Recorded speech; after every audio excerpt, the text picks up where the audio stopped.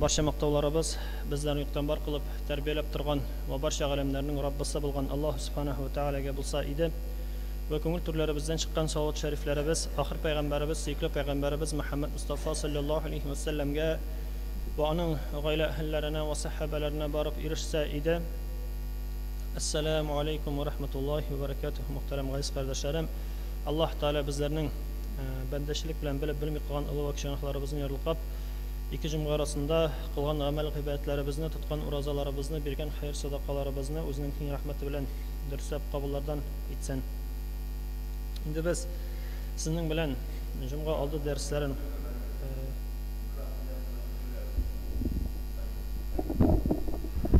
Endi biz sizning bilan jumla oldi darslarında islom dini negizlarini qarovni davom etamiz. O'zgan darslarda najosat degan temada to'xtaldik, ya'ni najisning narsa ekanlarini qarab to'xtalgan edik. Ham shuning endi najisning ruxsat etilgan miqdorida qolganiq. Aytganimiz endi bizning qaysi bir o'sha najislarning turlari turli turga bo'linadi. Ham shularning har bir turining ayirmalı o'zinchaliklari bor.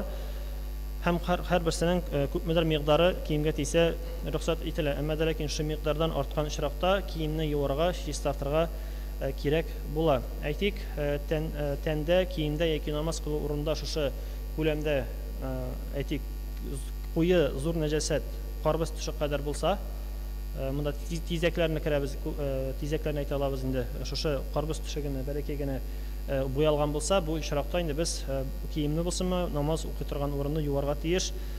Siyiq zo'r najosat bu endi 3 tibi qadar, qaysi bir rivoyatlarda 5 so'mlik zo'rlig'ida deb aytadilar. Endi ko'z oldina keltirish uchun, chunki 3 tibi barakay kishiniki barakay bo'larga mumkin, bizniki ovarniki olaroq bo'larga mumkin deb aytganda, ham kishi najosat kiyimning 4dan 1 ulushi shu qadar tegsa kiyimni yuvarga kerak bo'la.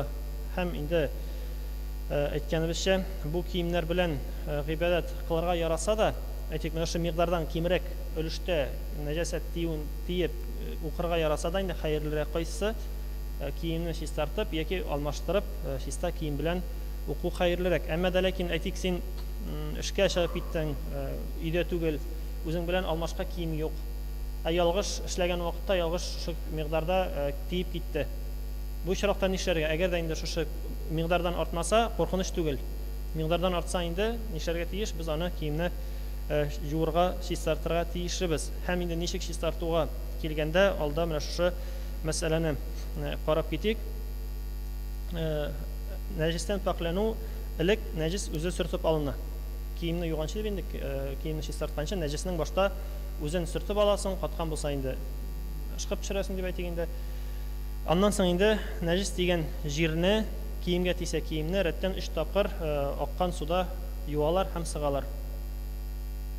Bizning aytganda endi kran ostida yuvamiz, sig'amiz. Shulay aytib 3 topqir. Ham endi shundan so'ng kiyim shistara. Suvi sig'uvi og'ir bo'lgan aybirni, aytik palas, anda yurgan, to'n, shunday ulu kiyimlarni, sig'irga og'ir bo'lgan kiyimlarni shistartirga kerak bo'lsa, uni da 3 topqir suvda yuvalar, har martaba suvning to'lisincha og'ib bitgan kutilar. Bunda endi azgina uzoqroq vaqt kerak. Aytik kiyimni siqqan chiroqda bitinsin, unda 1 minut ichida deb aytik yuvib bitirgan mumkinsan, ammo oqqanini kutib turga kerak. Aytik 5-10 minut, hattoki ko'proq da vaqt ketirgan mumkin endi bu ishroqda yuvar uchun. Ammo lekin agarda kiyimni 3 topqir yuvib da, najisni 3 topqir yuvib da, uning tusindən yoki isindən to'lisincha qutulib bo'lmasa, aytik shuloq yurganni bo'lsa, judan 3 topqir yuvdan, kiyimni 3 topqir yuvdan, ammo lekin yoki tusi qoldi, ya endi kiyimda isi qoldi. Bu ishroqdan ishlarga deganda kiyim baribirda endi shista bo'lib shutlanadi. Kiyim shistaringan bo'lib shutlanashaq, ham endi sizda yo'q shista kiyim bilan namoz o'qirga ruxsat etiladi. Shuma aybirlarga kelganda pishoq, piyola ham boshqa shuma qoti moddalarni deb aytganda sovut sobalarni yaxshi etib surtib oluvda jita, ammo lekin sizda yusang xayrliroq. Bugungi kunda endi bizning sredstvalarda bor. Ham boshqalar kiyimlar masalasida muhtaram jamoat 3 topqir suv bilan сөйләшкәндә, endi agarda bizim bugungi kunda stiralniy mashinalar bor bit endi, стиральный машинаға тығып жіберсең, анда бір генә тапкыр сакмый, әлләнчә тапкыр саганнан соң без беләбез, ул башта юа да, аннары әйләндереп сыга, тагын юа да, тагын әйләндереп сыга. Шуңа күрә инде стиральный машинада бір тапкыр юсаң да җитә. Алайса кайсы бер кеше уйларга мөмкин. Хәер, стиральный машинада 3 тапкыр юа кирәк бит киемне дип. 3 тапкыр юа кирәк түгел, бір тапкыр юдан шулда инде җитә.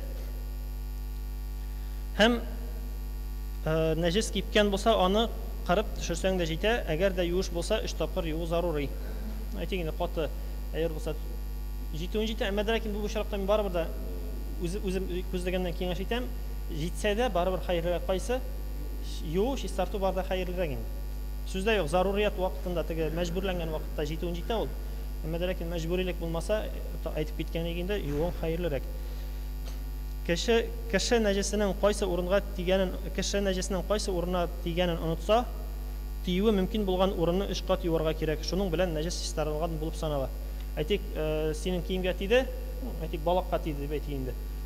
Но кайсы якка тигән оныттың, әллә бу ягына тиде, шунда әллә ичке ягына тиде, тышкы ягына тигән оныттың. Инде исеңә төшергәнчә искә төшерергә тырышасың да, калганын инде әгәр дә үзең шамалап җуасың да, шуның белән инде чистарылган шутланачак. Бу инде әзрәк кенә нәҗис мәсьәләләренә кагылганда.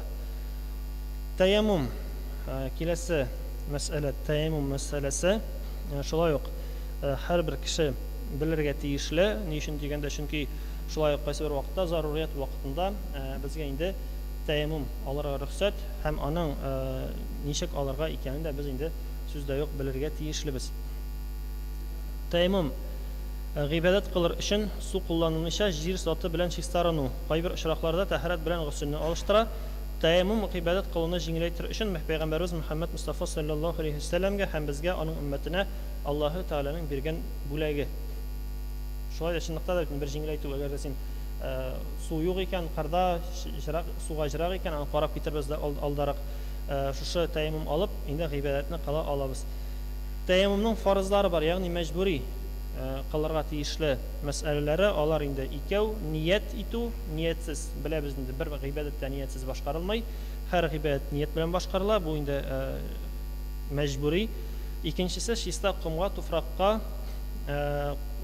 кум белән туфрак булмаганда тузанга кулның учлары белән сугып алып, беренче тапкыр сукканнан соң йөзне, икенче кат бергәннән соң кулларына, терсәкләренә дә кертеп ышкып алу.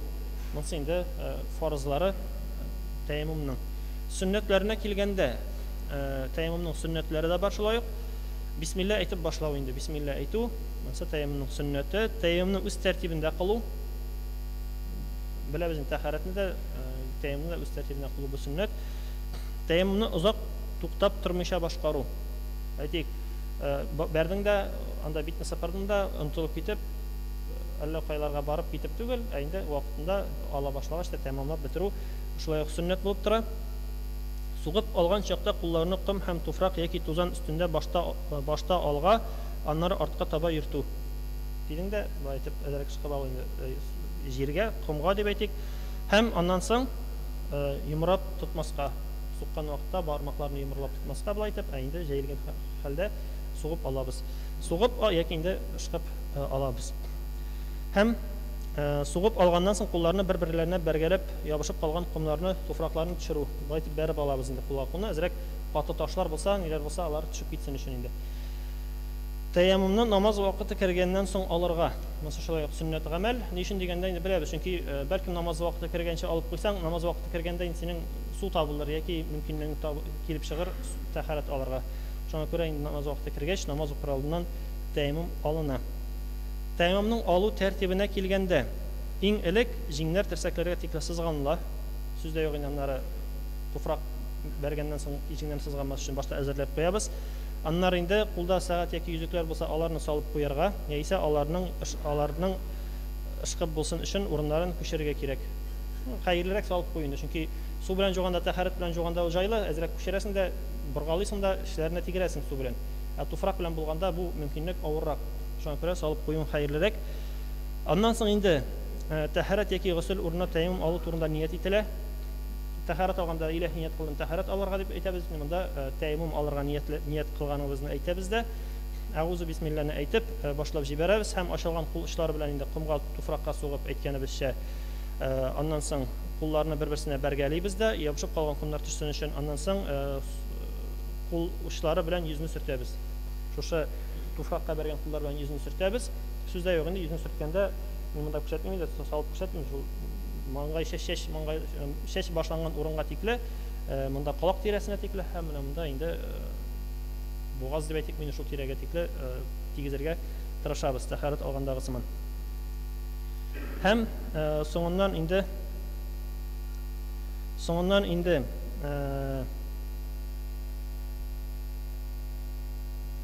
икенче тапкыр томга яки туфракка тузанга инде сугып алабыз да, кирәк булса тагын бәргәләп төшерәбез һәм башта сул уч белән уң кулны терсәккә тикле, шулай ук кертеп терсәкне кертеп сыпырабыз, аннары уң кул белән киресенчә сул кулны терсәккә тикле сыпырабыз. Чөнки без беләбез, һәр вакытта, һәр эштә иң хәерлесе уң яктан башлау. Киемне кигәндә дә уң кул белән башлыйбыз, ашаганда да уң кул белән ашыйбыз, мәчеткә кергәндә дә уң аяк белән керәбез һәм башкалар. Йортка кергәндә дә хәерлерәк уң аякларыбыз белән кереп, бисмиллаһибезне әйтеп керү. Гомумән әйткәндә, бу инде сөннәт, уң яктан башлау пәйгамбәребезнең бик олы бер сөннәтләренең берсе. Һәм шулай итеп инде безнең тәймум алынган була. Менә уйлап карасак, бик җиңел генә. Суктык, куйдык, битне сапырдык, суктык, куйдык, ике кулны сапырдык. Всё, намаз укырга була. Әмма дә ләкин нәрсә ишмәтәсең? Юк. Ну, сапыр бай сапырасың, сугасың инде. Сапырасың, шуңа күрә монда инде монда бер шарт тапкырына сөртәбез кулларны. Өчәр мәртәбә тәһарәт алганда бит без башта кулны 3 тапкыр юабыз, битне 3 тапкыр, борыннарны, авызларны барсын да 3 тапкыр юабыз. Монда бер генә тапкырда җитә. Бу инде Аллаһ Тәгаләнең бер җиңеллеге, безгә биргән бер җиңеллеге. Сүздә юк инде, монда бу очракта теге шаярыбрак әйткәндә авызларны чайкап булмый. Тузанны алып бит авызга кабып булмый инде. Шуңа күрә бу Аллаһ Тәгаләнең биргән бер җиңеллеге. Тәймумны нәрсәсе бозасың? Менә уйлап карасак бит тәһарәт боза торганны сөйләшкән идек инде, тәймумны да нәрсәләр боза. Һәм сүздә юк инде, тәһарәтне боза торган һәрбер нәрсә тәймумны да боза. Әмма дә ләкин тәһарәттән аермалы буларак тәймумны тагын нәрсә боза дигәндә, су табылу яки суны куллану мөмкинчелеге булу. Әйтик, син тәймум алганда әле су юк иде, су белән алырга җаең юк иде, тәймум алдың, намаз укыдың. Әмма дә ләкин анда яки бер машина килде, ну иптәшең килеп чыкты каршыңа машина белән, әйбит машинасында 5 литрлы су, теге чиста су тәһарәт алырга яраклы. Бу шарапта син тәймум бозыла, сиңа инде тәһарәт аннан рөхсәт сорап тәһарәт алырга син мәҗбүрсең. Мәҗбүрсең дип әйтү, бик матур килеп чыкмады инде. Тәһарәт алырга тиешлесең. Һәм яки башка шундый очракларда әйтик инде тәһарәт алырга мөмкинлек барлыкка килү белән инде әйтик шулай ук бер колонка таптың, табуын суы юк.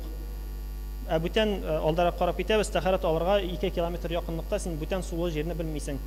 Монда инде аптырагач шулай ук тәймумны гына алдың, әмма дә ләкин китәм генә дигәндә койның суы килде. Шулай ук инде яңадан тәһарәтләнеп китәсең. Шушы очракларны без күз алдына тотырга тиеш. Кешене тәймум кылырга мәҗбүр иткән сәбәпнең бетүе, мәсәлән, җәрәхәт төзәлүе. Җәрәхәткә су тигергә ярамаган булса, инде бу очракта тәймум алына, инде соңыннан җәрәхәт төзәлсә яки башка сәбәп бетсә, бу очракта инде тәһарәт алырга мәҗбүрле. Тиешле. Нинди очракларда тәймум алына? Әгәр дә әйткәнебезчә, тәһарәт яки гусул алыр өчен 2 километр арада җитәрлек микъдарда чиста су булмаган очракта. Әйтик, якын тирәдә авыл юк, якын тирәдә елга юк. Бу очракта инде син тәймум аласың. Әгәр дә инде бар икән, безнең җирлекләрдә инде Аллаһка шөкер бу шарт почти үтәлми дисәң дә була. Чөнки Аллаһка шөкер безнең кругом һәр җирдә елгалар агып тора, Аллаһка шөкер чишмәләр агып тора. Безгә инде бу мөмкинлек җайлы, тем более безнең һәр машиналар, автомобильләр бар дип әйтик, инде тиз генә барып җитү мөмкинлеге дә Аллаһка шөкер яхшы. Шуңа күрә инде без булдыра алганча барда тәһарәт алу ягын карарга тиешлебез. Су була торып та аны кулланырга мөмкинчелек булмаганда, әйтик инде су пычрак булса, су белән юырга ярамаса, яра булып авыру аркасында суны кулланырга ярамаган очракта, менә шу 3 очракта инде безгә тәһарәт урынына тәймум алу рөхсәт ителә. Һәм инде безнең киләсе мәсьәлә, киләсе тема, ул да булса гаурәтләрне каплау мәсьәләсе.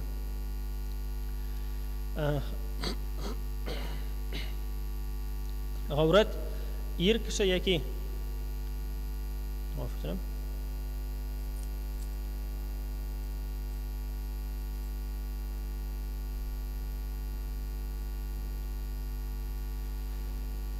Гаурат ир кеше яки хатын-кыз тәненең башкалар янында ачырга ярамаган төшләре, ягъни бүтәннәргә күрсәтергә ярамаган өлешләре, гаурәтне каплауга кагылышлы мәсьәләләрдә Коръәндә, хәдистә һәм пәйгамбәребезнең сахабалары турындагы риваятларында урын бирелгән. Коръән Кәримдә Әгъраф сүрәсе 26-27 аятларда Аллаһ Тәгалә әйтә: "Әй Адәмнең уллары, сезгә гаурәтләрегезне каплар өчен киемнәр һәм бизәкләр иңдердек. Әмма ләкин тәкъвалык иң яхшы кием булыр. Аллаһ хикмәте будыр. Бәлки гыйбрәт алырсыз. Әй Адәмнең уллары, шайтан җәннәттән чыгарды атагызны, анагызны, гаурәтләрен күрсәтергә киемнәрен салдырды. Шулай итеп фитнәгә төшермәсен сезне дә.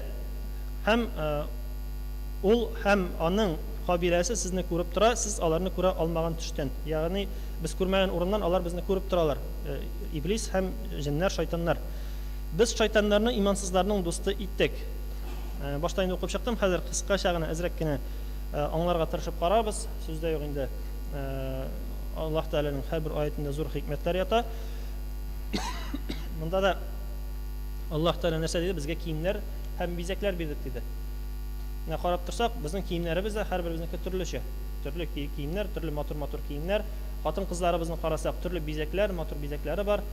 Бизәкләр мәсьәләсендә инде әйткәндә алга китеп, сүздә юк, бизәнү күбрәк йортта гына, ирен кырыенда хәерле, урамга чыкканда бизәнү бик хәерлеләрдән тутланмый, чөнки бүтәннәрнең игътибарын җәлеп итәсең, әзрәк алга китеп әйткәндә инде. Ягъни әзрәк кенә бизәнгән очракта да крайний случай дип әйтик инде, кешеләрнең игътибарын җәлеп итәрдәй булырга тиеш түгел. Һәм иң яхшы кием нәрсә диде Пәйгамбәрбез саллаллаһу алейһи ва саллям? Аллаһ Тәгаләдән курку, тәкъвалык иң яхшы кием. Чөнки Аллаһ Тәгаләдән курку булмаса, Аллаһ Тәгаләдән курыкмасаң, сине киемнәр гаурәтне капларга да бер нәрсә дә этәрми дип әйтик инде. Рәхәтләнеп, гаурәтне каплаудан курыкмыйча йөрисең. Чөнки иң яхшы кием ул тәкъвалык. Аллаһ Тәгаләдән курыккан чиракта гына без курыккан һәм яраткан чиракта дип әйтик инде. Теге курку гына түгел, курку дер калтырап курку булырга тиеш түгел. Аллаһ Тәгаләне яратып, аны хөрмәт итү, Аллаһ Тәгаләне хөрмәт итү, Аллаһ Тәгаләнең сүзләренә кулак салу дип әйтик. Булган чиракта гына Аллаһ Тәгаләнең сүзенә кулак салабыз, Аллаһ Тәгаләне тыңлыйбыз, Аллаһ Тәгаләне хөрмәт итәбез. Шуңа күрә инде иң беренче ул да булса Аллаһ Тәгаләгә тәкъвалык булырга тиеш. Һәм инде монда Аллаһ Тәгалә кисәтә безне, шайтан безнең душманыбыз икәнне белгертә, иблиснең сүзләренә кулак салмаска кирәк икәнлеген аңлата. Чөнки шайтан, иблис безне булдыра алганча нишләй? Адаштырырга тырыша, булдыра алганча безне буташтырырга тырыша. Һәм инде шулай ук безгә инде яра нәрсә булган чәченә күрсәң, допустим, кешеләр әйтә бит, яра чәчтәң нәрсә булган инде. Яки янда яра бу өлештәң нәрсә булган инде дип шайтан котырта. Ягъни җиңел караш күрсәтә безгә. Шуңа күрә аның коткысына без бирелергә тиеш түгел. Һәм алар безне күреп тора икән дип Аллаһ Тәгалә кисәтә, шайтаннар, җиннәр, иблисләр безне күреп тора. Без аларны күрмибез. Аларның урысчалап әйткәндә бер преимуществосы дип әйтик инде, аларның бер җиңеллеге шунда да аларга безнең белән көрәшү. Алар безне күрә, безгә коткы ясый, васвас кыла.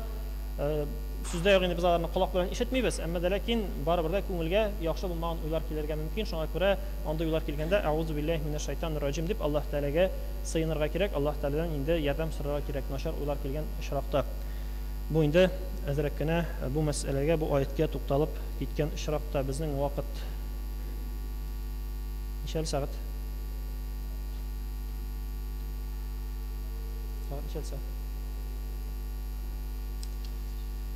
Хәзер иншаллах шушы аятта инде иншаллах туктап торбыз бүгенгә. Хәзер безнең ярый, алхамдулилlah, рәхмәт. Шушы аятта алайса бүгенгә туктап торабыз. Хәзер инде шулай ук һәр атна карый торган, һәр атна түгел, айга бер тапкыр карый безнең соңгы араларда безнең мәчетебез кырында беләбез, мәдрәсә төзелеше бара, төзелеп килә. Шуңа күрә инде шушы төзелештә кемнәр ярдәм иткән икәнен инде карап китербез. Әмма дә ләкин кызганычка каршы дип әйтсәң инде Аллаһ Тәгалә кичерсен, безнең көннән-көн ярдәм итүчеләр инде кимеп бара. Әмма дә ләкин инде аклап шуны әйтәсем килә, Хәзергә безнең чөнки төзелеш әле туктатылып тора, кешеләр күрмәскә мөмкин төзелгәнен. Иншаллах, менә җәй җитеп инде төзелеш яңадан дәвам иткәч, өметләнәбез инде тагын булышучылар, ярдәм итүчеләр артыр. Без дә инде иншаллах үз кешебезне кертә башларбыз дип инде иншаллах ышанып калабыз. Һәм бу айда ярдәм итүчеләр ул да булса Айдар Камил улы Зиннуров, 1000 Зәкия ханым Газизова һәм Лютсия, Фаяз улы Фәйзи, Илдус, Флюр улы шушы кешеләр инде үзләренең ярдәмнәрен керткәннәр.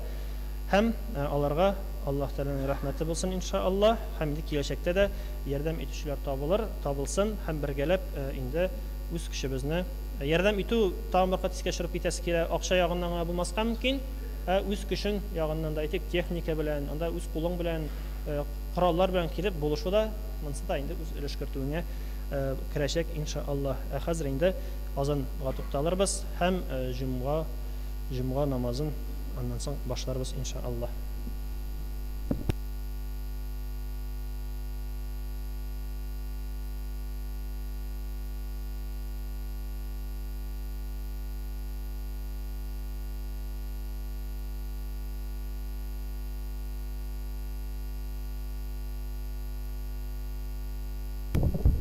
الحمد لله رب العالمين والصلاة والسلام على سيدنا محمد وعلى آله وصحبه أجمعين. يا رب الله إن تشبه خير كرتشلر خيرلر نندي إزينت مقصد بلان كرتكان بصدر مدرسة تزلشنا يردم إتولار سبب يا رب الله الله بركات بير مالارنا بركات بير خير لخلال ترمش خلال كسب خلال نعمة بركات المالار بير يا رب الله إن كل شيء كذا بزجادة برجلاب رش مدرسة تزلشنا يردم إتونا نصيبت يا رب الله خلال يولار دم الله ربنا صرف إتوبزنا نصيبت برك خير باش الله رب بركة الله بير يا رب الله وزين تبشر ذق ربنا آتنا في الدنيا حسنة وفي الآخرة حسنة وقنا عذاب النار برحمتك يا أرحم الراحمين. الله أكبر.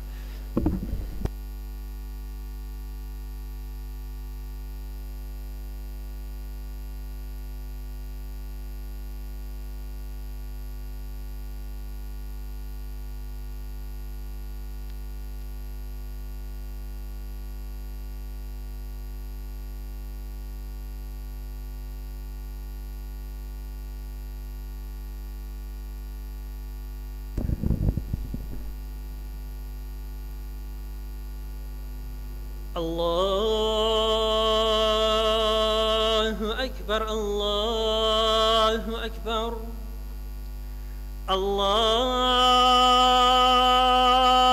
أكبر الله أكبر. أشهد أن لا إله إلا الله أشهد أن لا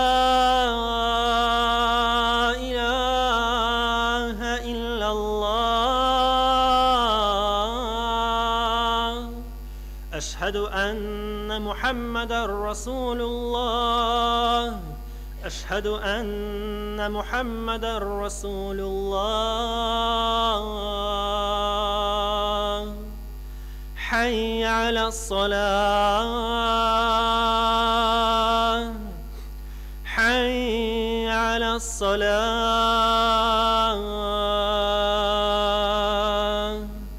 حي على الفلاح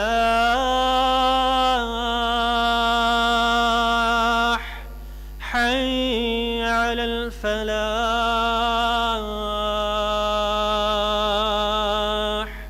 الله أكبر الله أكبر. لا إله إلا الله.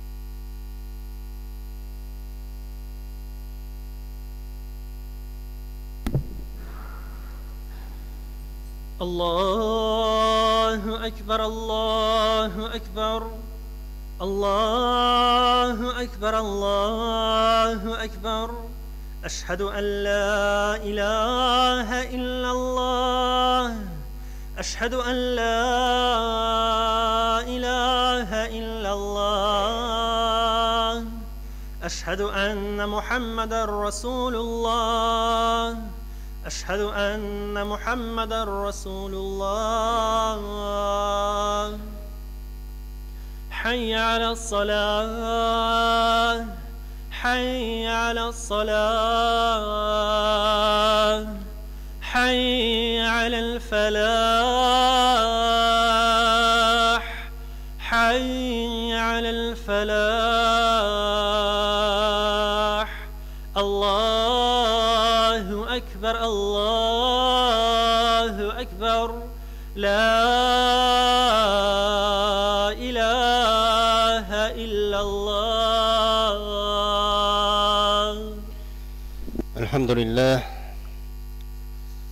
لله الذي هدانا للإيمان والإسلام وجعلنا من أمة محمد عليه الصلاة والسلام وفضل الجمعات على سائر الأيام كما جاء في الأحبار أن جمعات الحج المساكن والسيد الأيام أشهد أن لا إله إلا الله وحده لا شريك له شهادة موصلة إلى دار السلام وأشهد أن محمد عبده ورسوله سيد الأنام صلى الله تعالى عليه وعلى آله وأصحابه برارة الكرام خصوصا منهم على أبي بكر الصديق وعمر الفاروق وعثمان ذي النورين وعلي المرتضى الأئمة رضوان الله تعالى عليهم أجمعين أما بعد الحمد لله الحمد رب العالمين والصلاة والسلام على رسوله محمد وعلى آله وأصحابه أجمعين alamların Rabbisi terbiyesi ve Allah subhanahu ve hak teala etken barcha sanalarımız, barcha maqtovlarımız bulsaydı, hem de şu alemlerge de rahmet edip jiberilmiş, gönderilmiş Peygamberimiz Muhammed Mustafa sallallahu aleyhi ve sellem'e de yüreklerimizin türbüzden çıkan salavat şerifeler bulsaydı, hem de şunun sonunda şu Allah'ın büyük gününde, Cuma gününde illemeler Allah'ın koşkanın farazın ötemdip şu Allah'ın yurtuna, mescidine gelgen gayiz kardeşlerim, sizlerin İslam'ın kurkem selamı bilen selamlar. Selamu aleyküm ve rahmetullahi ve berekatuhu. Tüm yanadan da Allah'ın büyük selamı, rahmeti ve bereketi başlarımızga bulsaydı. Allah Teala Cuma günlerimizni mübareklerden kılsaydı. Peygamberimiz sallallahu aleyhi ve sellem o'zining bir hadisinde aytdi, buruşlu bulup vafat bulgan kişi kabrinde buğavlanıp durur. Bu buğavdan ana buruşun tülevgine azat iterdi.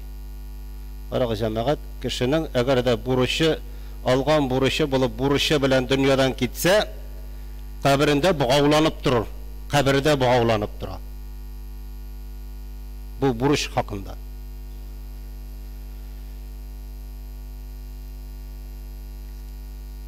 Şuna göre de indi cemaat buruş o üstümüzde algan bir büyük zor bir emanet. Eğer de ana alabız iken hem vaqda berip alabız iken elbette ana üstümüzden çürüge gerek. Naşul hakta endi hazır bugün biz sizin bilen söyleşip öterbiz, isibizge düşürübüz. Hem bu hakta endi kim men şulay dep aytar edim, kimde kim endi buruş alarga yoki buruş berige tileyken endi Qur'oni Karimde Baqara suresinin 282. ayetini okusun cemaat. Büyük zor ayet. Hamında anda Allah Teala endi bütün hallerini de bizlerge beyan etip ko'rsatdi. Ham şunu sizin isingizga tushirib o'tasim kelar. Şu ayette endi Allah Teala aytdi: "Ey müminler de ko'targa vaqtdan belgilab burishqa mal bersangiz, malni ham vaqtini yozsangiz." İkisine de aytdi. Endi burush alırga yoki burush bilerge bo'lsangiz, vaqtdan ham malning ko'lamini yozsangiz. Söz bilan gina tugul. Yozsangiz dey. Shunday deb boshlaydi. Bu ishlarni orangizda bir yozuvchi adillik bilan yozsin. Yoza bilmagan kishi yozuvdan bosh tortmasin yoki boshqa kishi yozgan vaqtda bosh tortmasin yoki boshqa kishining yozuvi xayrliroq. Allah ya ana yazını üretken için şükür etip yazsın. burishqa olib turishida ko'pmi olganligin ham qachon berajagini durust etib aytsin. Anlaşılab bit. Bursada bek anlaşılıb etib yozilgan. Burishqa olgan kishi narsa olashag'in, ko'pmi olashag'in ham ko'pmiga olashag'in. Necha kungami, oygami aytib yozdirsin barsında durust etib deydi. Hem xiyanet, hem endi xiyanet iterge terbiyesi bu Allah'tan qo'rqsin. O'zining buruşlarına hech narsani kemitib aytmasin. Agar burishqa olgan kishi nodon yoki divona bo'lsa, ya xatirsiz bo'lsa, tilsiz bo'lsa, yozdirga kuchi yetmasa, ulug'atning valisi. Onun valiyi gadillik bilan aytib yozdirsin. Hatta bu momentga da to'xtagan Alloh taolo bizga eskartib aytdi. Kim endi burishqa olganda agarda endi xatiri bo'lmasa, tilsiz bo'lsa, eshitmasa, so'qir bo'lsa ham boshqasi bo'lsa da aning uchun birov, aning uchun valisi, aning ishonchilisi ol yozdirsin deydi. Yozdirgan vaqtda musulmon bo'lgan ikki shahid belgilagiz. Agar shahid bo'lurga ikki er topilmasa, ul vaqtda bir er, ikki xotin shahid bo'lsin. Svидетельler bo'lsinlar. Ular musulmon bo'lsinlar. O'ziga rizo bo'lgan musulmonlardan dey. Agar xotinlarni birsi unutsa, ikkinchisi xatirini tushirdi. Agar shahidlar musulmon bo'lgan hakimlar oldina chaqirsalar, shahidlar bosh tortmasınlar, albatta borsinlar. Agar da endi bu ishga olindilar ekan, Allah ola turgan ham bera turgan haqlaringizni o'zaro vaqtdan belgilab yozig'iz. Ol mol kerak, zo'r bo'lsin, kerak kichkina bo'lsin. Haqlaringizni o'zaro adillik bilan yozib boruğuz Allah huzurunda o'zingiz uchun xayrli. Tag'in bir tapqir Alloh taolasi bizga tushira. Yozuv turunda ham Alloh taolo qarshisida da xayrli deb. Tururluq turunda aytar, shahadat biriga ishonchli ham burushlaringizni ko'pmi ekanligini shik ketirmasga deydi. Agar desa o'dagiz hozir qo'lga berishib orangizda ish tamom bo'lganda yozmasangiz gunoh yo'q. So'z bilan da bo'ladi deb aytdilar. Ammo olish berish ishlaringizda shahidlar belgilagiz, lekin yozuvchilar ham shahidlar sizdan zarar ko'rmasinlar. Ularni so'ndan qo'rqatirga da yaramaydi. Nik olay yozding deb aytirga da yaramaydi. Sizdan yarar ko'rgan kerak tugul. Ya'ni ularni yolg'onga kuchlamagiz. Ham vaqtlari bo'lmaganda o'z ishlaringizga kuchlab qo'ymagiz. Agar ularga zarar etsangiz, o'zingiz fosiqlardan, buzuqlardan bo'lursiz dedi. Allohdan qo'rqingiz, xiyonatdan saqlaning'iz. Alloh sizga xayrli, foydali ishlarni o'rgatadi dedi. Mana Alloh taolo o'zi o'rgatdi jamoat. Necha aytib, burush beriga ham burush beriga ham burushni olirga. Shunga ko'ra agar da endi burush so'rasangiz bo'lsa, mana bu oyatga qarag'iz. Burush olasangiz kelsa, shu oyatga qarag'iz. Ondan so'ng da o'ylag'iz, olirgami, olmasqami? Bera olasizmi, bera olmaysizmi?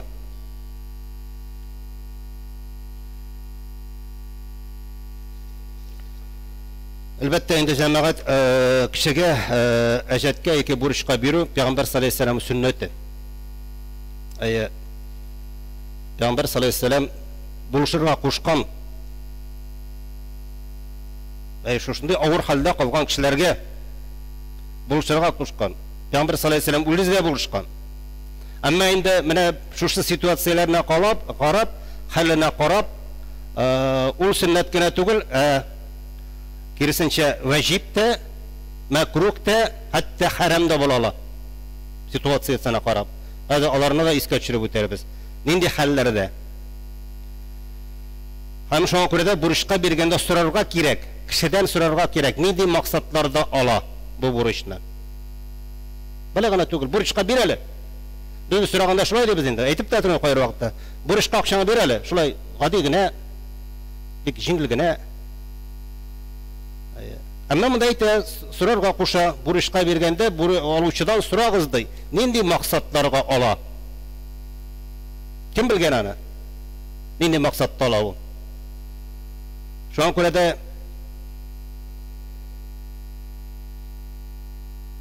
әйттек, кайсы вакытта ваҗиб була. Менә сүннәт булса да, шуңа күрә без аны сорарга тиеш. Менә кайсы вакытта ваҗиб була?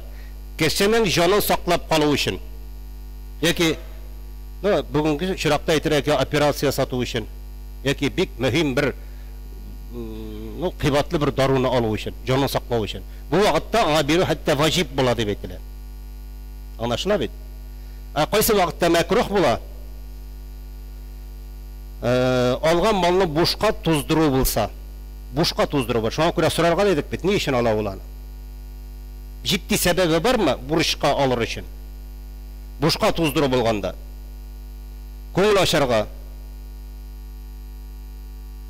Күңел ачарга кирәк булса, шуңчы вакытта бу мәкрух була. Харам була кайсы вакытта? Ул инде шушы акчаны алган вакытта казинода уйнарга, хамыр алырга яки ниндер бер харам эшкә тотарга булса, бу харам була. Без аны беренче чиракта да ул вакытта бирергә тиеш түгел. Менә ике чирагы бар. Берсе харам, берсе мәкрух дидек. Бу чиракларда без инде бирмәскә тиешле булабыз. Беренчесендә ваҗиб булса, ансында бирү хәерле. Шунда билек җәмәгать инде бурычка бирүчегә әҗр күбрәк бирелә, хәтта садакага караганда да. Менә бер садака бирә, бурычка бирүче шул ук вакытта бурычка бирү садакага караганда әҗре күбрәк бирелә. Ни өчен дигәндә, чөнки бурычка бирүче алучыны киләчәктә эшләп мал табуга этәрә. Ул бит нәрсәдә хезмәт куярга тиеш тә, шушы бурычны тиз генә арада кайтарып бирергә тиеш. Шулай бит. Аны үсәргә ярдәм итә. Аны хезмәткә чакыра, хезмәткә этәрә. Шуның өчен аның дәрәҗәсе югары була дип әйтә. Инде садака биргәндә, берничә төркем кешеләр кала, әйтик, менә мөмкинлекләре булмаган, сәламәтлекләре булмаган, инвалид булган, шунда бик хәерчә булган кешеләрдән башкаларга бирәсе булса, ул ялкаулыкка, кешегә салынуга этәрә торган гамәл, хезмәткә түгел. Менә шуның аркасында садака хәерле гамәл булса да, бу урында әйтергә кирәк, бурычка бирүнең дәрәҗәсе өстен. Садакадан да өстен. Һәм инде моның бер дәлиле булып тагын бер хадис китерәсем килә. Пәйгамбер саллаллаһу алейһи ва саллям миграҗ вакытында мин ди күрдем ди, Җәннәт капкасында язылган иде ди, садакага әҗр 10 тапкыр булса, бурычка бирүчегә 18 тапкыр дип язылган иде ди. Бу шуның менә дәлиле булып тора безләргә. Бу инде биргән кешегә.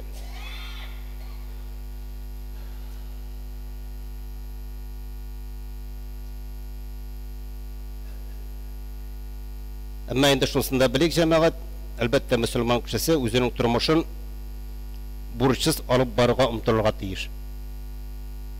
Бурычсыз алып барырга тиеш. Омтылырга тиеш.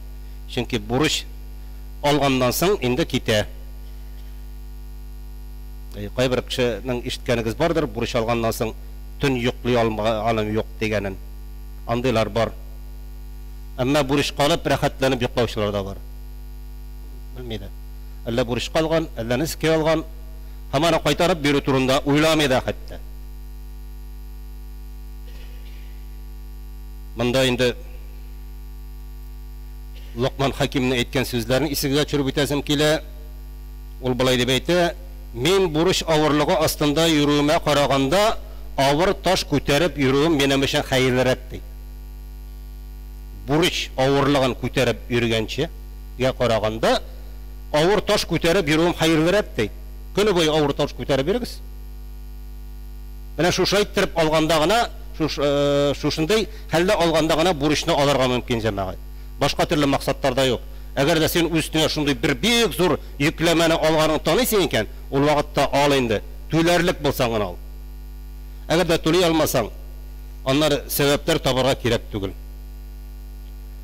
Инде шуннан чыгып әйтергә кирәк, мөселман кешесе инде бурычка алып, аның авырлыгын сизми икән, аны тизрәк кире кайтарырга кирәклеген танымый икән, аның өчен тырышмый икән, аңа инде хәерлесе бу бурычка якын килмәү. Бу бурычка якын келмей. Чөнки хәзер менә янадан без кайбер хадисләрне искә төшерәбез иншаллах. Бер вакытны сахабалар Пәйгамбәр саллаллаһу алейһи ва саллям белән утырган вакытта Пәйгамбәребез башын күккә күтәрде һәм кулын куйды һәм әйтте: "Субханаллаһ, нинди авыр нәрсә безләргә килде. Нинди авыр нәрсә безләргә килде, җибәрелде." Дигәннән соң сахабалар төне буе уйлап чыктылар. Һәм иртә белән Пәйгамбәр саллаллаһу алейһи ва саллямнан сорадылар. Пәйгамбәр саллаллаһу алейһи ва саллям аларга әйтте: "Аллаһ белән ант итеп әйтәм, әгәр дә кешене Аллаһ юлында үтерсәләр, Аллаһ юлында шаһид булса, һәм шушы шаһид булганнан соң ул янәдән терелсә диде. Аннан соң янәдән үтерелсә, шаһид ителсә, һәм аннан соң янәдән терелсә, һәм аннан соң янәдән үтерелсә дә, Аллаһ юлында шаһид булса да, üstünde бурычы була торып җәннәткә кермәс диде. Шаһид югыйча сораучыз, хисапсыз җәннәткә керергә тиешле. Әмма бер чиракта юк икән, аның өстендә бурычы калса, хәтта 3 тапкыр шаһид булып, янәдән терелгәннән соң дагында ди, янәдән үтерелсә дә ди, аның өстендә бурычы була торып җәннәткә кермәс. Аңлашыла җәмәгать, шулай бит. Алайса бар безнең кардәшләребез җиңел генә әҗәтне, бурычны алалар да, аннан соң бөтенләй оныталар. Һәм шуның астында йөриләр, уйламыйлар да, курыкмыйлар да, уялмыйлар да, җитди икәнен аңламыйлар да.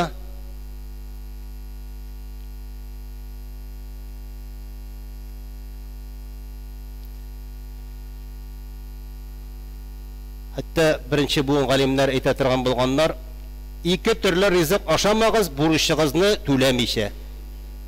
Ике төрле ризык. Бер төрле генә ризык аша, икенчесен ашама, ансы синеке түгел уже дип әйтә торган булганнар. Ансы белән әҗәтеңне түлә. Шулай дип әйтә торган булганнар. Ике төрле ризык ашамаска да чакыра торган булганнар. Бүгенге көндә кайбер мөселманнар хәтта бурычка алып чит илләргә ял итәргә йөриләр. Зур-зур йортлар алалар, зур-зур машиналар алалар, һәм башкасы. Әмин соңыннан тизрәк бурычны түләү турында уйламыйлар да. Рәхәтләнеп яшиләр. Алган йортларында өстендәге бурычны танымыйлар да, күрмиләр да, әйткәнчә уялмыйлар да, Аллаһтан курыкмыйлар да. Инде бурычын кайтарырга сорап килгән кешегә аннан соң әлләр инде ятсыз сүзләр әйтеп бетерәләр. Алганда югыйса андый сүзләр булмаган, шулай бит. Бик килештереп алган идек. Бик зур вәгъдәләр биреп алабыз. Бик тиз генә түләрбез дип алабыз. Алабыз да онытабыз. Бар шуннан да бурычка ала, үз вакытында түләй. Мондыйлар сирәк. Күбрәк алалар да оныталар. Онытаган түгел, бөтенләй югалалар аннар. Шуңа күрә безнең әйтемдә бар, дустыңны тикшерәсең килсә, аңа бурычка биреп тор диләр. Күрсәң шунда дус икәнен. Ул сине теләсәне сүзләр әйтеп сүгәчәк, я бөтенләй югалачак. Я төрле сәбәпләр табачак. Бер сахаба турында риваятны сигезгә төшереп итәнсеп килә. Бер сахаба бер яһудидан бурычка ала. Бик ярлы кеше була инде. Бик ярлы кеше була. Һәм вакыт килеп иткәннән соң теге яһуди килеп, аннан бурычны кайтаруын сорый. Тегесе инде булдыра алмарына әйтә. Бурыч түләргә мөмкинлегем юк. Кичектереп торды. Шуннан соң теге яһуди ул сахабаны ала да Пәйгамбәр саллаллаһу алейһи ва саллям янына килә. Инде Пәйгамбәр саллаллаһу алейһи ва саллям ул вакытта Хайбар сугышына походына әзерләнгән вакыты була. Анда шушы мәсьәләне аңлата, бурычын кайтаруын таләп итә. Һәм инде шунда Пәйгамбәр саллаллаһу алейһи ва саллям теге сахабадан сорый: "Ни сәбәпле бурычны кайтармыйсың?" дип. Тегесе әйтә, я Аллаһның Расулы, минем шушы киемнемнән башка бер әйберем дә юк. Яки бирегә малым юк ди. Минем менә шундый ниятем бар, менә шу походта катнашкач, аннан соң табыш алганнан соң, табыш бүлгәннән соң инде шушы бурычны түләргә дип ниятем бар иде ди. Әмма Пәйгамбер саллаллаһу алейһи ва саллям әйтә, бурычны түләүнең кичектергесез икәнлеген. Түләргә кушат. Монда тагын бер ягы бар, чөнки бу яһуди аның кардәше түгел, башкаларга дагын теге динебезнең асылын күрсәтү максатында да һәм чыннан да бурыч түләргә тиеш икәнлеген аңа кисәтеп әйтә. Һәм инде теге кеше үзенең өстендәге киемен сатып, өстендә булган бер киемен сатып, бер өлешен сатып, бурычын түли һәм үзенең чалмасына төрнеп куяннары. Чалмалары зур бит инде. Менә шу чалмасына төрнеп биргәннәр. Бу инде җәмәгать безләргә күрсәтә инде шушы бурычның һич шиктерсез инде түләргә кирәк икән. Пәйгамбер саллаллаһу алейһи ва саллям тагын бер хадисендә әйтә, көче җиткән кешенең, бурыч калган, әмма көче җиткән кешенең түләргә, кешенең үз бурычын түләмәй кичектерүе зулым. Теге кешегә карата зулым кылган була. Бурычын бирмәгән. Моның бурычын кайтарырга мөмкинлеге бар, әмма бурычын кайтармыйча йөрсә, ул зулым кылган була.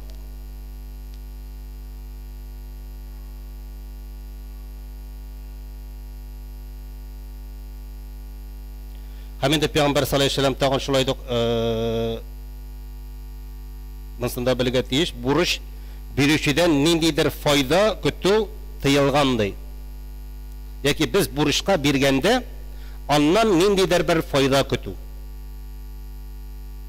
Булга мөмкин шундай бер шулай бит.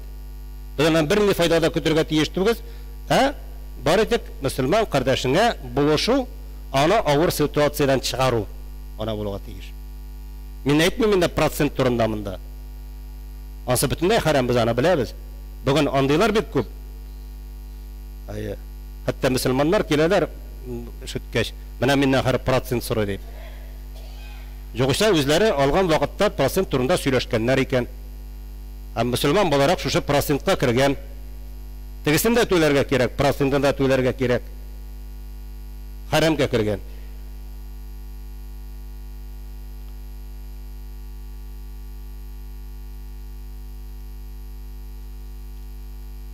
Һәм шуңа күрә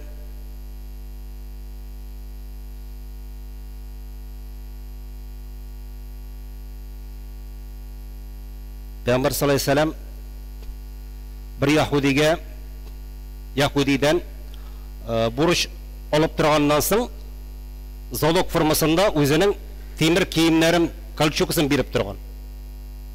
Залог. Бүген банкта бит әгәр дә бер төрле кредит яки акча бирәсең булса, сиңа белән торып чыгарамы? Юк. Ул синнән залог ала. Шушы алган сумманы кайтарып бирегенә түгел, арттырып барырлык. Һәм балык аны инде әгәр дә түли алмасаң, синнән шул әйбереңне бер нәрсәгә дә карамыйча аннарсын тартып алачак. Шуңа күрә дә инде әгәр дә бурычка бирәбез икән, ул вакытта инде ялмаска кирәк. Залог сорарга да. Мөселман кардәшең булса да. Чөнки кулың белән бирәсең, аннарсын аягың белән йөреп тә ала алмыйсың аны. Андый хәлләр күп. Күп киләләр, күп кирип зарланалар. Мөселманнар бер-берсеннән зарланалар. Икесенең дә сәбәпләре бар, аннары кирип чакырасың кайыр вакытта. Икесенең дә сәбәпләре бар. Икесе дә үзен дөрес дип таный. Язуыгыз бармы? Юк. Язу булса, күреп булар иде кем дөрес икәнен. Шуңа күрә язырга кирәк. Мөмкин булса залогын да алырга кирәк. Әгәр дә бирәсең икән. Бу дөрес. Айса алганда, син бит мөселман кардәшем, миңа ышанмыйсың менә. Мөселманнар Алла эшләмиләр. Нинди язу? Аллаһ Тәгалә әйткән языгыз дип. Язырга кирәк.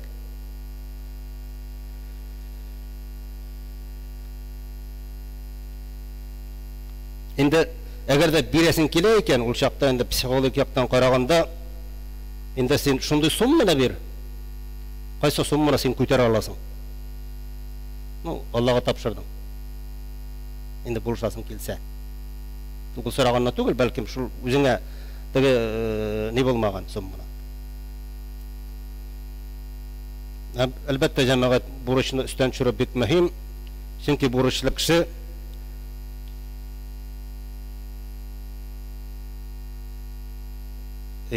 бурычы була торып садака да бирә алмый, бирергә тиеш түгел, башка хәерле эшләр дә эшли алмый, хаҗ да кыла алмый. Һәм инде хәдистә әйтелә, кешенең садака һәм ярдәмнәре, хәерле эшләре кабул ителми, аның гаиләсе мохтаҗлыкта булса һәм бурычлары булса дип әйтелә. Üstündə бурычым була турып, хәтта садака бирергә дә ярамый. Изге гамәл кылырга да ярамый.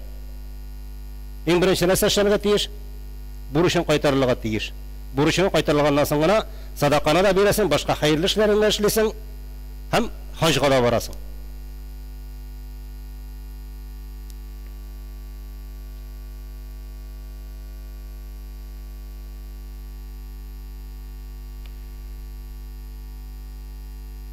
Әлбәттә инде бурычны вакыты җиткәч, иң хәерлесе вакыты җиткәнче биреп бу тагын да хәерле. Тагын да хәерле. Һәм шуны ният итәргә кирәк. Менә ниятебез дөрес булырга тиеш. Садаканы алгандык, алучы кешенең нияте дөрес булырга тиеш. Вакытында бирү, аның өчен тырышу, мөмкин кадәр алдан бирү, аның өчен тырышу. Бүген алары да бетте. Тырышу да юк, эзләү дә юк. Өстендә шул килеш китеп тә барырга әзер. Менә шушындай кем үзенә шундый максатны куя, шундый бурычны куя, вакытында түләүне ният итә, аның мөһимлеген аңлый, андый кешеләргә Аллаһ Тәгалә үзе булыша. Кем чит кешедән ала, кире кайтаруны ният итеп, шуңа Аллаһ Тәгалә үзем булышам ди. Кем бу малны туздырырга гына ала, туздырырга гына ала. Бу күп кешеләр бүген шулай эшлиләр. Аллаһ Тәгалә андый кешеләрне халак итә. Бик авыр хәлдә калдыр, халак итә дип әйтелә. Кем инде кайгыра һәм бурычын тизрәк кайтарып бирергә хисапны ясарга тырыша, Аллаһ Тәгалә андый кешеләргә үзенең саклаучыларын куя. Фәрештәләрен куя. Андый нияттә булган, андый тырышу кешегә. Һәм ул үзенең бурычыннан да тиз арада кутыла, чөнки Аллаһның ярдәме килә. Менә нияттә. Без бик кагын әйтәбез, иннамал аъмалу бин-ният. Бурычка алгандык ният булырга тиеш. Шуны тиз арада кайтарып бирү. Шул арада Аллаһка тәвәккәлләсәң, Аллаһ Тәгалә үзе бурычучы юлларын күрсәтәчәк һәм бурычыннан да кутылачак иншааллаһ.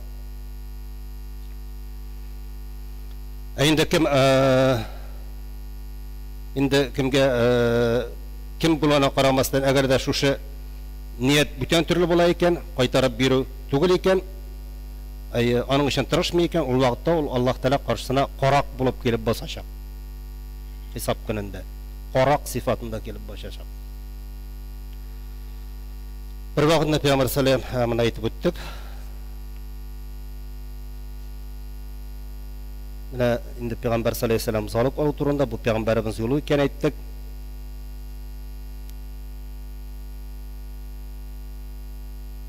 Шуңа күрә дә менә әйттек, менә шу биргән вакытта инде нидер бер бүләк алу турында да хәтта нияттә булырга тиеш түгел. Үстәм алу турында түгел, нияттә. Ният бүләк алуга да. Мен синең өчен ниндер бер хәерле эш эшләдем, син миңа моның өчен нәрсәдер бир дип әйтмә, ниятендә генә алганга да биргән кешегә.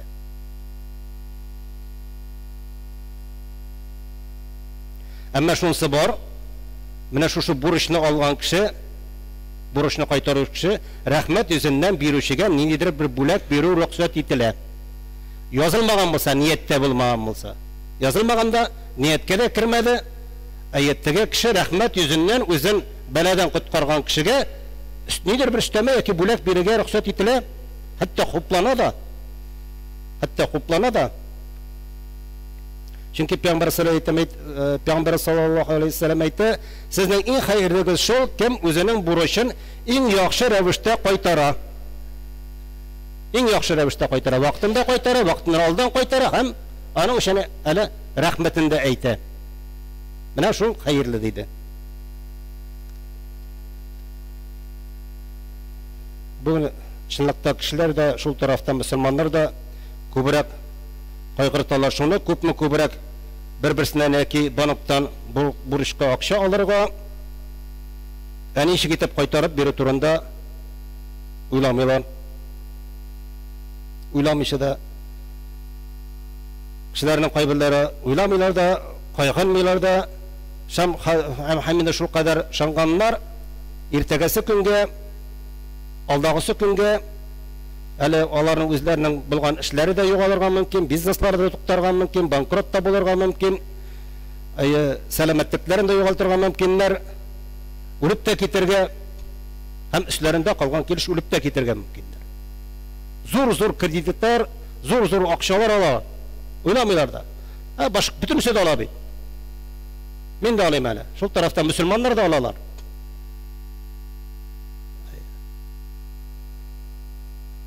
Инде үлеп китеп, аннары үзләренең кардәшләренә, туганнарына, әти-әниләренә, балаларына проблема калдыралар. Менә хәрәмгә керү.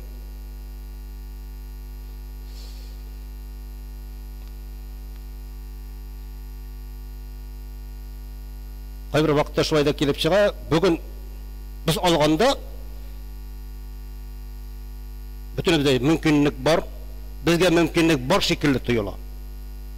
Моны түлим дип уйлыйбыз. Әмма алганнан соң ул мөмкинлек бетә нишләптер бик тиз. Теге вижданыбыз да бар, совесть та бар. Акча алганнан соң ансы да бетә. Виждан да бетә. Әллә кая китә.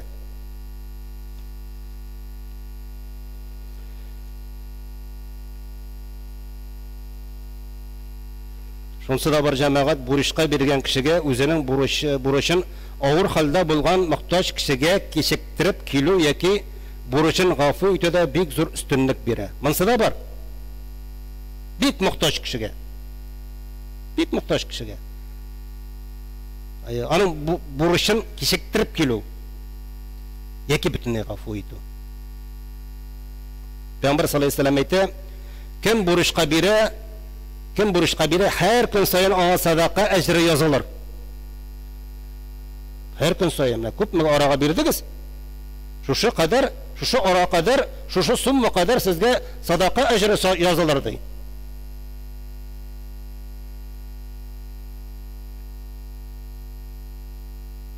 Һәм инде кемдә дә ярылыдан бурычны кайтаруны ашыктырмый, һәр бер көне өчен шуның кадәр әҗр язылыр, bütün mülkiyetini sadaka itip bergen kebek. Kim kişiktirə? 5 ay mı, 6 ay mı? Her günü üçün bütün malın sadaka itip bergen kebek yazılır dey. Kişire bilgen kişiге. Mümkünlüğüm kardeşim kişirip dur deyip, ihlas көңілден әйткен kişiге. Anında tüleği biktir, şulay bit. Her günü özünün bütün malın sadaka itip bergen әжірін alır dey. Әмма жәмәгать шунысын өйрәтмей, бүтән кешедә бер төсле түгел. Бүтән кешедә үзенең артыгын бирмей, кайбер кешеләр үзенең дустына үзенең соңгысын бирә. Мөселман булгач, Пәйгамбер саллаллаһу алейһи ва сәллям әйтә, бурычын кайтарып бирергә мөмкинлеге булган кешегә аны эшләмәсә һәр көн өчен җәбер гунахы языла дип. Кешенең мөмкинлеге бар кайтарып бирергә, әмма аны эшләмәсә һәр көн өчен ул җәбер зулымы языла диде. Җәбер кылган зулымы языла. Һәр бер көн өчен. Моны истәп торырга кирәк. Бу бит айда булырга мөмкин, елда булырга мөмкин, 3 елда, 10 елда булырга мөмкин. Андыйлар да бар. Peygamber sallallahu aleyhi ve sellem yuqqagana aytmadi, Allah Teala yolunda şahit bulgan kişinin bütün günahları keşirile, bütün günahları keşirile ayttık bit. Buruşundan başka. Şuna göre de hesap gününde Allah Teala aytacak buruşlu kişilerge. Allah siz uyladınız mı? Men kişi haklarını sizin üstünüzde kaldırmamın deyip. Yaki buna nişe anlayız? Yaki şul kiriş kitip barırız deyip haklarımızı tülemez biz. haqlarını tületi turunda soramaslar deb o'ylaysizmi dey. Bir kuni hisob kunida har bir bizga da aytashaklar andi kishilarga, kishilardan ketgan kishilarga da haqlarini to'lamagan kishilarga haqqingni to'la deb. Ol haq bizning ustimizda qolacak. Shunga ko'ra jamoat üstlerimizde bulgan haqlarimizni o'tab berishga Alloh o'zi nasib etsin. Haqlarimiz ustimizda bek ko'p. Bek ko'p. Atayni haqida Alloh qada bar, kurshi haqida bar, boshqa haqlari bar, ammo shuning ustunda shu burishqa olib shu haqni o'tamang, vaqtini o'tamay o'tira. Bugun shuning turunda endi biroz esimizga tushirib o'tdik. İnşallah agarda endi burishlar olamiz ekan, u burishni endi üstümüzden çüründe biz tüncuklamasqa tiyir. Barakallahu lana ve lekum fil Kur'anil azim ve nefa'na ve iyyakum bil ayati ve zikril hakim innehu ghafurur rahim el cevedul kerim es sami'ud du'a.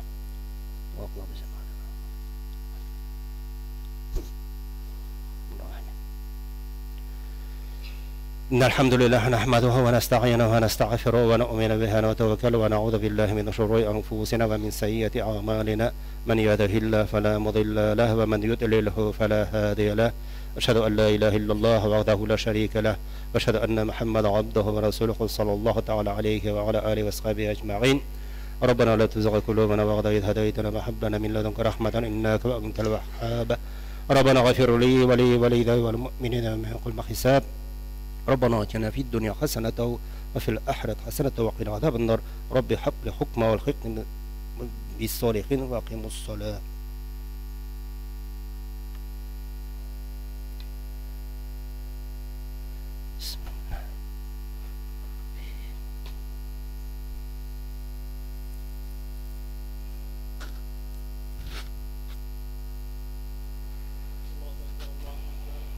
الله أكبر الله أكبر أشهد أن لا إله إلا الله أشهد أن لا إله إلا الله أشهد أن محمدا رسول الله أشهد أن محمدا رسول الله حي على الصلاة حي على الصلاة حي على الفلاح حي على الفلاح قد قامت الصلاة قد قامت الصلاة الله أكبر الله أكبر لا إله إلا الله.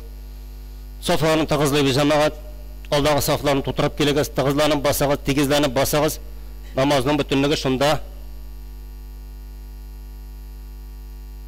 Jigma namazının 2 rekat farzını öteyip cemaat. İlahi.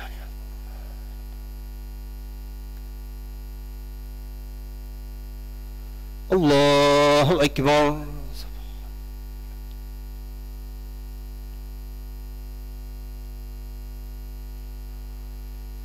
Elhamdülillahi Rabbil alemin. الرحمن الرحيم مالك يوم الدين إياك نعبد وإياك نستعين اهدنا الصراط المستقيم صراط الذين أنعمت عليهم غير المغضوب عليهم ولا الضالين.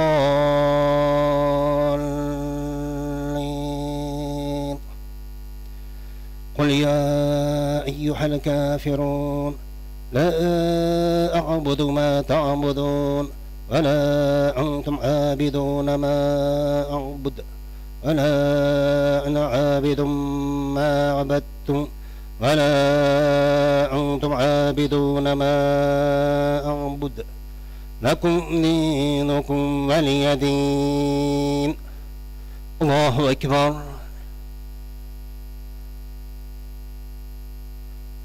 سمع الله لمن حميده. الله أكبر. الله أكبر. الله أكبر. الله أكبر.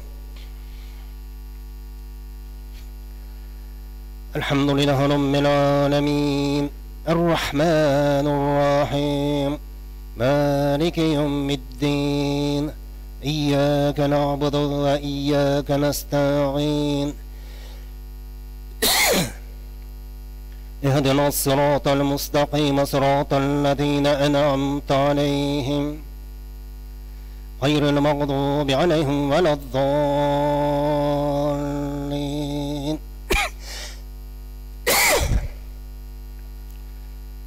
قل هو الله أحد الله الصمد لم يلد ولم يولد ولم يكن له كفوا أحد. الله أكبر.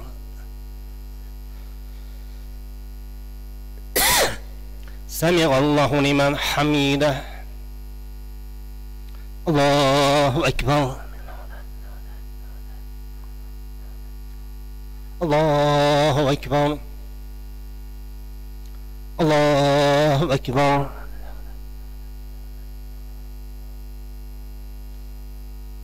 الله أكبر.